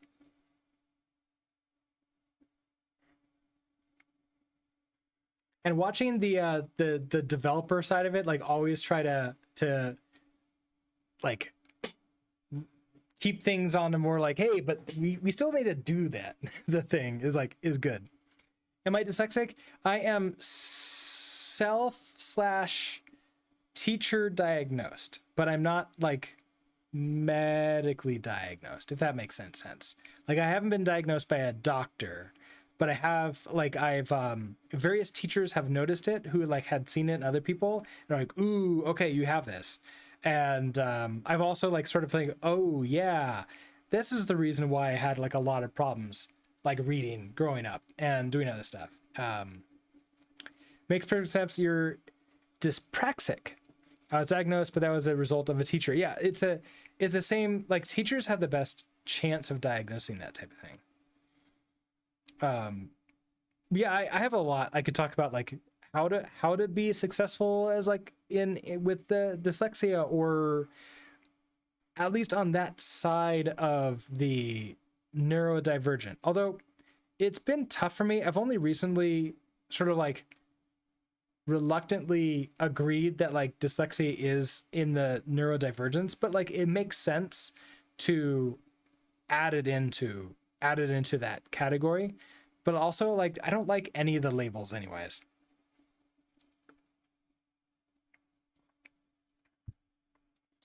But okay. So I'm going to save this before I forget.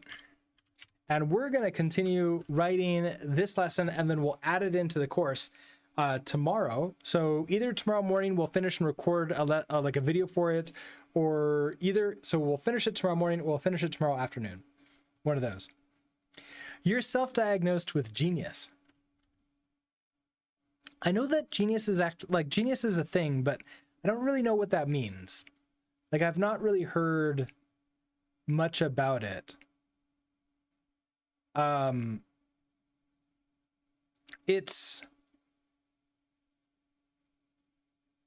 I know that like in some cases, like there can be a lot more of like a focus where like some other things get dropped. And like there's like, but I don't really know what that is, or like how to separate out what people talk about it and what people actually like, what it really is. So yeah, that could, like, those type of things could be like interesting topics to talk about at a meetup. Also, if you want to like control what the small talk at a meetup, do a talk at the meetup. People usually small talk about the talk. Is COVID still alive? I mean, yes. Like, from my understanding is COVID is going to be around forever. The question is, how bad is it going to be in your area, or for what you're doing? Is a virus considered alive? Yes. I believe biologically a virus is definitely alive. Are we considered alive? Yes, we are definitely considered alive. Although we have to be careful with like how you define alive. I remember in a college talk that I took once, somebody, like one of the teachers said, like, look, if you use the wrong definition of alive, also fire is alive, and that's like not, that usually isn't helpful. Debatable if you haven't had coffee. Totally understand. I had a huge pot of tea this morning after my stand up, and that made me very productive at work today. And that's, yeah, caffeine is a thing. All right,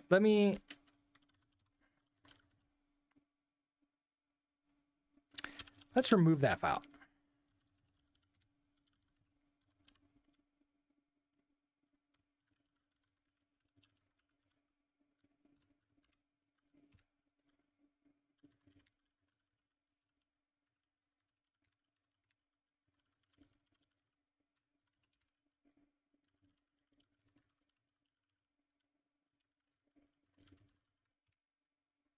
Okay, we got that pushing up.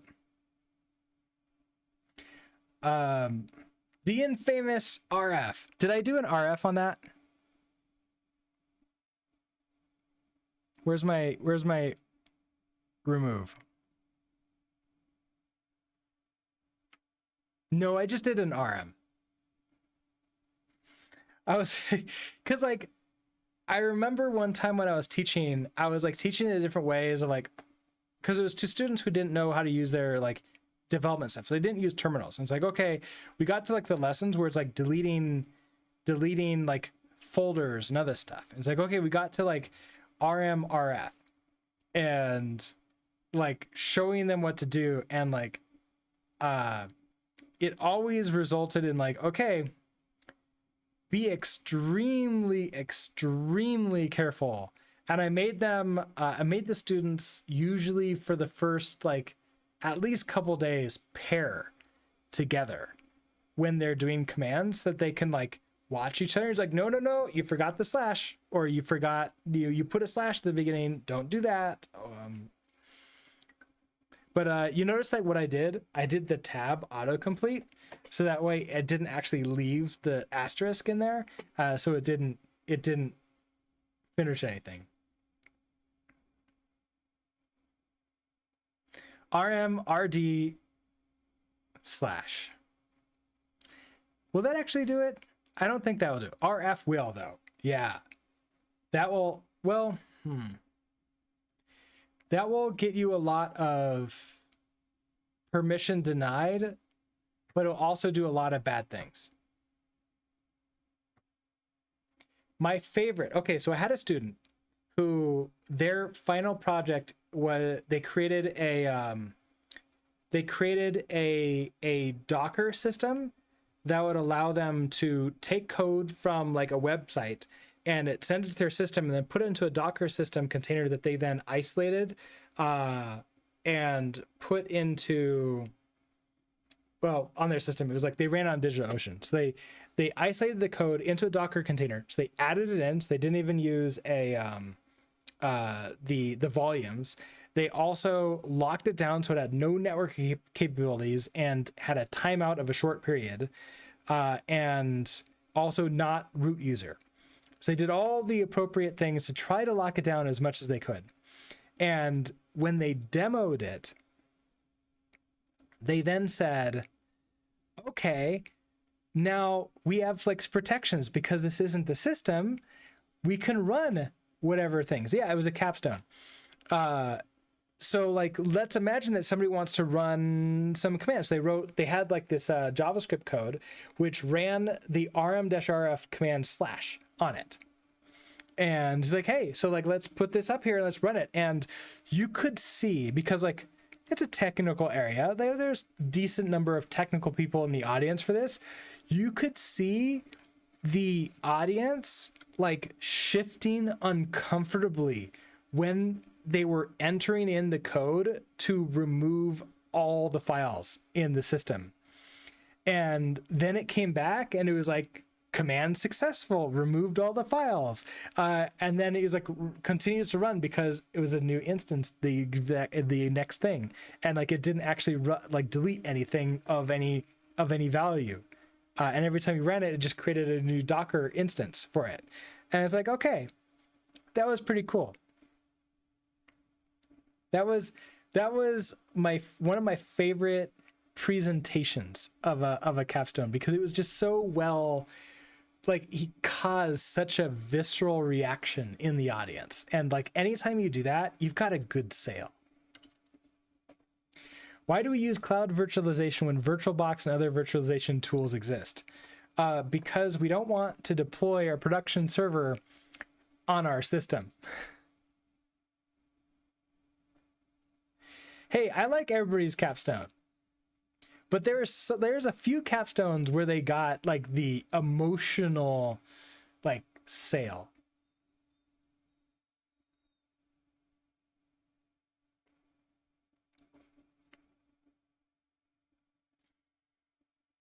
It also helps that was the first class that I taught, so like everything in there was new to me, and it all hit me in a different way emotionally. Then by the time I was like teaching yours, it was like, oh, okay, this is like my 10th capstone. Let's watch it. They're all really good. Awesome. It would still be virtualized though. Yeah, it is. Like the tools behind VirtualBox aren't unique to VirtualBox. Like the hypervisor and the other technology stuff is still running on those systems. So it's still doing the thing.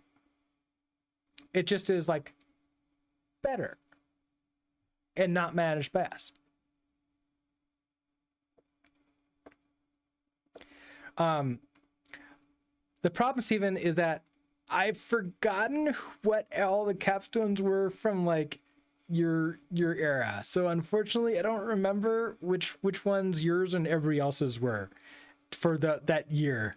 So I'm really sorry about that. But if you remind me what the actual app was, I might remember it. Because I remember the apps a lot better than I remember the people, if that makes sense. That's really sad. I'm sorry about that.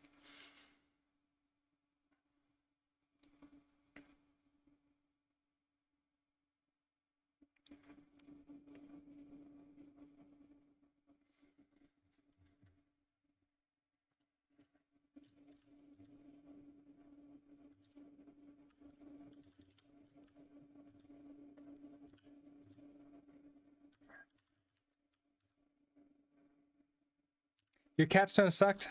I mean, the other thing is that we have to give ourselves breaks, right? You have to give yourself a break. If you're going through like any kind of code school, like anything, and you're building a project and you have less than 2 weeks to build the project and you've only been learning the thing for 6 months or so, how good can it be? Like, the people who do amazing are not because their projects were amazing, it's because they're really good at presentations. There's a difference there, and it's like really, really subtle for like what that means, but it's something to maybe think about.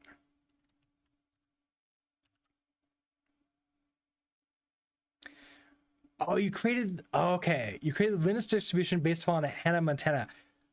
I think I missed your capstones. Oh no, I think I was out. Right? I don't think I was at those presentations.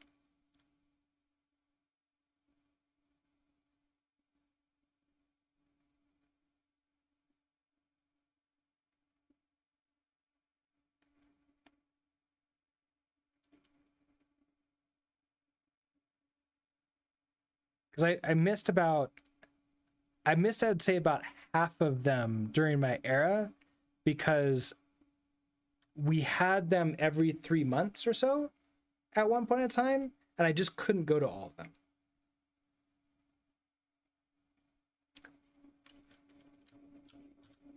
Backend capstones are rough though. They're so hard to build.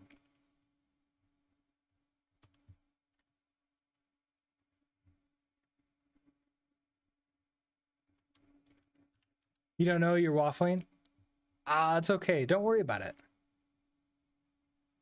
The big thing is though, like in reality, nobody cares about it anymore, right? All anybody cares about now is what value can you provide them now?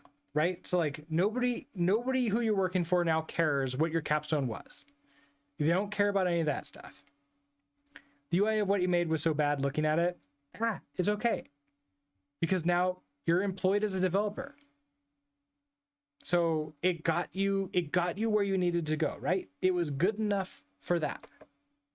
The question is, now what? How are you going to move forward? Like if we ever look back and think, oh man, that was the best that I've ever done in the past, that's not a good thing. We should always look back and think, oh man, I am so much better now than I was back then. Sometimes that back then is yesterday. Sometimes it's an hour ago. So it's okay. It got the job done. It did its job. Now, maybe the next thing to do. Retire? Well, I wish that there was anything like, I wish it was common that we could like make a project and then retire off of that. But that's not something we can do. It's like once in a lifetime thing. It's a lottery. That doesn't happen often enough.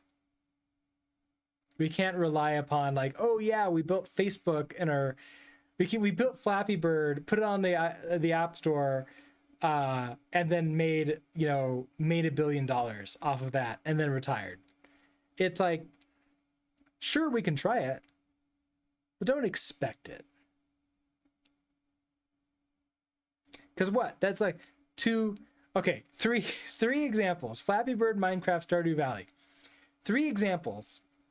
How many developers are there? Oh, it's possible. It's possible. But we probably shouldn't put all like, what is it called? Like hope for the best, plan for the worst.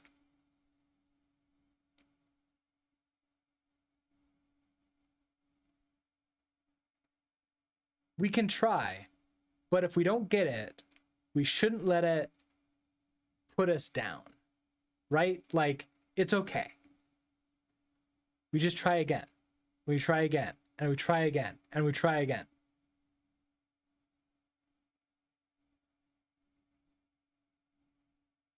And you're right, Startup Builder. We don't need billions. If you make several $1 million, at that point we can retire. I have incentivized you to try to make the next Flappy Bird. You know what the thing is? If like there's no failure, right? Because if you build something and it doesn't work, hopefully you learn something, and then the next thing you can work with that. Even with your course website, you can retire potentially. My hope is that I can turn this more into a job, because I trust my ability to do this and make money with it more than I trust the ability to work with a company and not be laid off. if that makes any kind of sense. If I get 100,000 users who pay $20, yeah, exactly. I maybe can do that. We'll see. It's an option. And then I want to show off, like, part of this also is I want to model off, here's like some way that I can make possibly like a decent amount of money and maybe a living. And that anybody who has the skills can like try to do something on their own with that. Here there are 18 billion users. I don't know how many like active users there are right now. I know that I'm getting more and more people who are watching, which is awesome. Thank you everybody who's coming, especially lurkers. Most of them are bots that go on Facebook. I am not. I have a Facebook account and haven't logged in years. I should probably do that sometime. But anyways, this has been a great conversation. Thank you everybody for indulging me while I chat about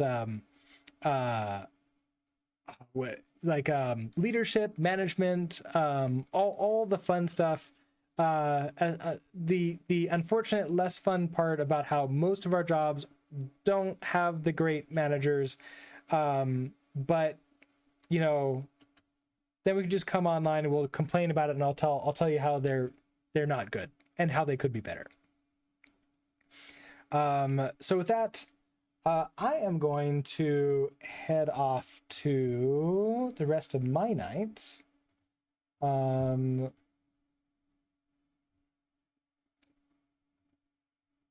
Let's see. There's 15 of us. What's CM Griffin doing? I see that he's streaming. CM Griffin is working on PHP today. Continue to work on his, I think it's the feature flagging for all the languages. Let's go ahead and set up a raid for CM Griffin. So do that, start the raid. All right, so with that, I will be back on tomorrow morning around 7 a.m. Mountain Time. We'll continue working on the .env lesson. Hopefully finish writing that, maybe get a recording for that going, and then figure out the next thing to do. And then we'll add that to the course. So that's all I've got. I hope that you all have a great rest of your night, day, morning, and I'll see you next time. Have a good one. Bye.